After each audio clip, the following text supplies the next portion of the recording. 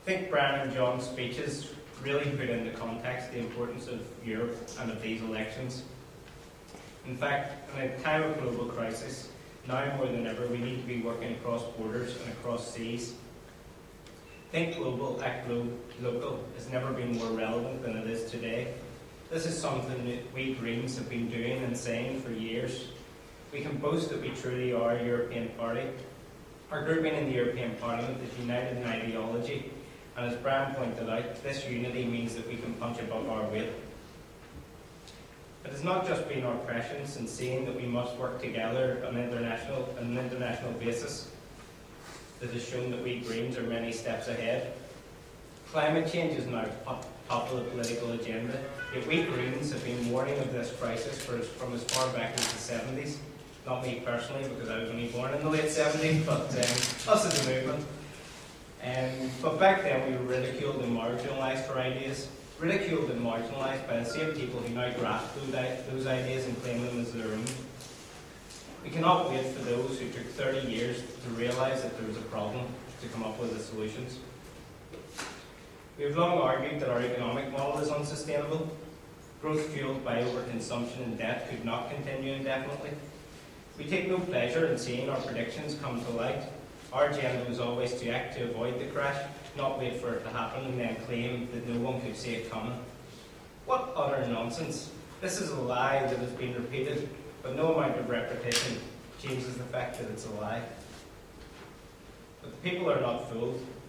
They will not sit back and watch while those who led us into these current difficulties refuse to apologise for their mistakes and in fact continue to make them. People are ready for change, and we offer both change and a chance to move forward. Trust will be important in these elections.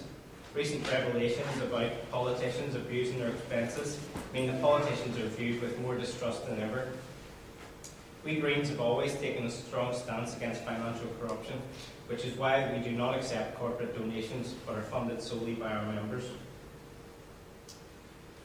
As well as the two crises of climate change and the financial crisis, we face a third emerging crisis, the energy crisis. Let's hope this time we do not have to wait 30 years before we begin to take action. Oil and gas is running out, as we all know. But if we act now, the shift towards a low-carbon lifestyle does not have to be a painful one. In fact, there could be many opportunities in this shift, particularly here in Northern Ireland. Shift towards renewable energy and green technologies can see the creation of 50,000 jobs here in Northern Ireland. Jobs for fitters, plumbers, electricians, engineers, sales and marketing staff, project managers and construction workers, jobs which are badly needed at this time. These are skills we have here in Northern Ireland in abundance, and they are jobs which cannot be outsourced. We also have the unique natural resources to ensure that while we not only construct these new technologies, but we can make use of them to become energy independent and in fact export renewable energy across Europe. And John mentioned the European supergrid, that we need to make this a reality. Energy independence can ensure that we end the price fluctuations that saw thousands driven into fuel poverty this past winter. And we have local examples to show that this is more than mere rhetoric. We have a turbine here in Bangor which powers the recycling centre. Within 5 years it will start to make a profit. With a lifespan of 25 to 30 years, that turbine will ensure that the burden of ratepayers is reduced. Antrim Hospital turbine has begun to produce a profit after 1 year. It's producing more energy than the hospital needs, so it can sell it back to the electricity companies and again reduce the burden on the taxpayer by creating their own energy. We need to go much further. We have the potential to make every home in Northern Ireland a power station through solar panels, through wind turbines, through wood pellet boilers. These technologies, as I said before, can create jobs in Northern Ireland.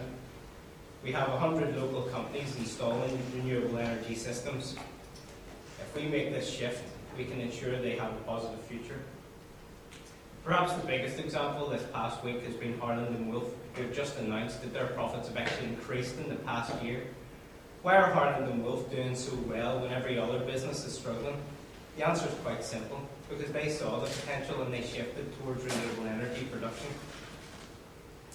The current market for environmental goods and services is currently estimated, by 2010 is estimated to be worth 688 billion, with the possibility of increasing to 1 trillion by 2010. The fact is that these technologies are recession-proof because business leaders know that they're the only game in town.